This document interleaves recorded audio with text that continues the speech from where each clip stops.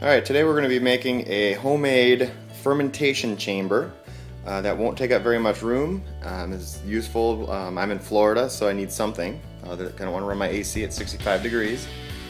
I'll go over what I got here. I got an idea off the internet. The link for that will be in the comments or in the description, just so this isn't 100% my idea. The main part of it is going to be this igloo ice cube big ass cooler.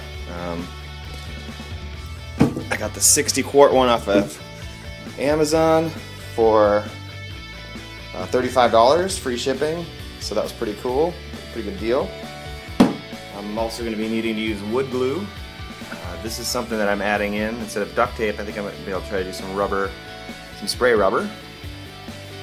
It's got to fit this bucket from Northern Brewer. I got my kit. I got the basic kit.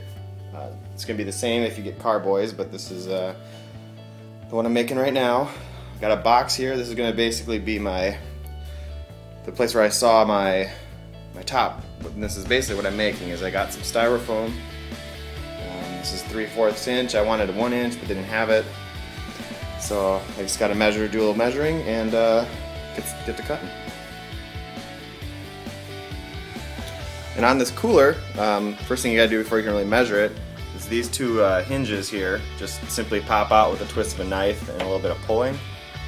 It's super easy to get out, and you can put it back together if you ever needed a cooler for something, like the beach. So, all right, well, I made the first cut. You want these to be pretty flush because this is gonna basically just extend your cooler. They are kind of rounded, so you do have to make some adjustments. And essentially just going to use the wood glue to stack these pieces up. So I just got to cut a little bit off of here, and it looks like the depth here will be about 3 of these pieces, and then it just got to keep going up by cutting holes out in the middle.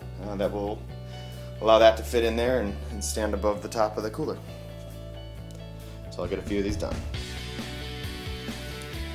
Alright, well, I got the 3 layers that I needed. So 3 layers at 3/4 of an inch would be a little over 2 inches. And I wood glued them. Here's the circles I cut out.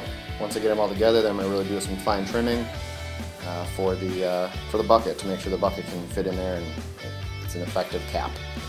So that could be about 30 minutes. Alright, well, the 2 pieces that I'm going to make are constructed. The top piece is 2 thick, so 5, so it's about 8 layers total. Still got to cut out a hole right there for the airlock, which is pretty simple. It'll just be like a 2.5 inch round circle. Where that black dot is on top, basically. And then I think I'll be good. Don't think I have to do much else. It'll just kind of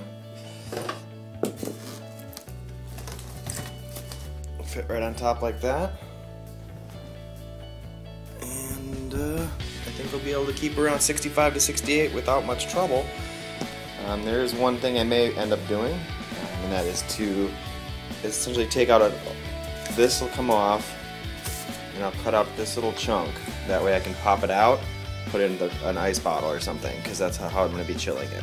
So I think that's about where I'm at. But I'm going to spray those with rubber when I get back from the store.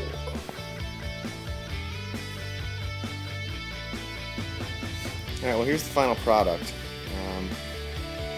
I almost didn't make the video just because I thought it kind of sucked, but since I did it, I'll just put it up there. It's been about almost a day and a half, and we're finally getting some air movement, so that's a good thing. Basically, here's my top. Got a little chamber here to put my ice bottles in, so that keeps it cool.